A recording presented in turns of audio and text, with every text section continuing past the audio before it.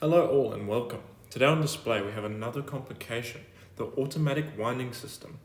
You'll hear very often within the watch space people talking about automatic watches. This watch is automatic, it has this many hours of power reserve and the rotor is unidirectional. What does this all mean? This is a rotor. Put simply, the rotor is an oscillating weight that rotates with the movement of your arm, interacting with a ratchet wheel, which then, through a series of gears, winds a mainspring, giving the watch its power. Before the widespread use of the automatic winding system, people would need to manually wind up their wristwatches and pocket watches in order for them to run. As archaic and old-fashioned as this sounds, it just became a routine part of the day. Rotors on timepieces were first invented by Swiss watchmaker Abraham Louis Perellet. He claimed that taking your pocket watch for a 15-minute walk would have it wound for the day. Historically, the automatic winding rotor was also used by Abraham Louis Breguet in his pocket watch that was originally destined for Marie Antoinette, with it never reaching her due to her demise in the French Revolution. Automatic wristwatches, however, have a far shorter history, only being implemented in the 1920s. With our history out of the way, the automatic winding system to some extent negates the need to wind up your watch, and means that if you were to wear it every day, you could do so without having to worry about the battery running out, like in a quartz watch, acting as a very practical feature that gives peace of mind. Though, as with all things watch related, the key is variation. When talking about rotors and automatic winding, the first thing that people often begin with are two important pieces of terminology: unidirectional winding and bidirectional winding, with not all rotors winding the mainspring in the same way. It's easy to tell if a rotor is unidirectional winding. When spun in the opposite direction, the rotor spins freely, making it prone to rattling, which some people cannot stand.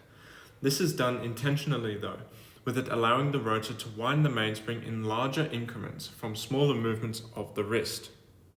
Bidirectional winding eliminates this rotor wobble for quieter operation, with the benefit of winding in both directions.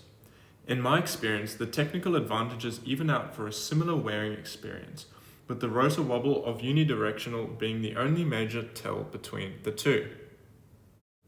To help with winding efficiency, rotors will often be made of higher density materials such as solid gold, platinum, and rhodium.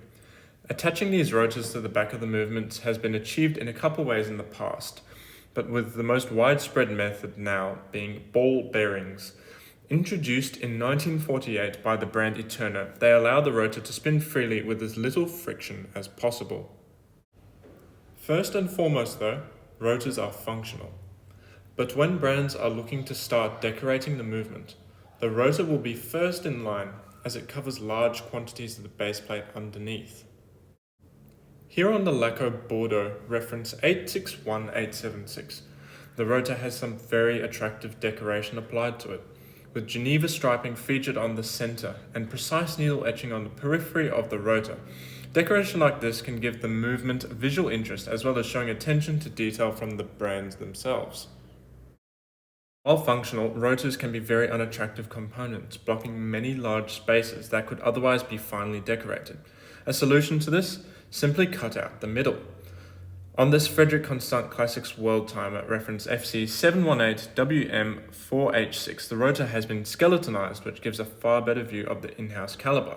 Another far more exotic solution to this is in a piece I have saved for last. Enter the Perellet Lab Peripheral. And yes, this is the very same Perellet that invented the automatic winding system. In this model, the rotor is applied in a rare complication, the peripheral rotor. This takes the rotor from the conventional case back and brings it up to the dial side, giving an uninterrupted view of the stunning in-house P-411QG. Not many brands go to the effort of a peripheral rotor, but when they do, you know they mean business. Now, let me know down in the comments what you'd like to learn about, anything I've missed out, or just your thoughts and opinions. Thanks for watching, and see you guys next time.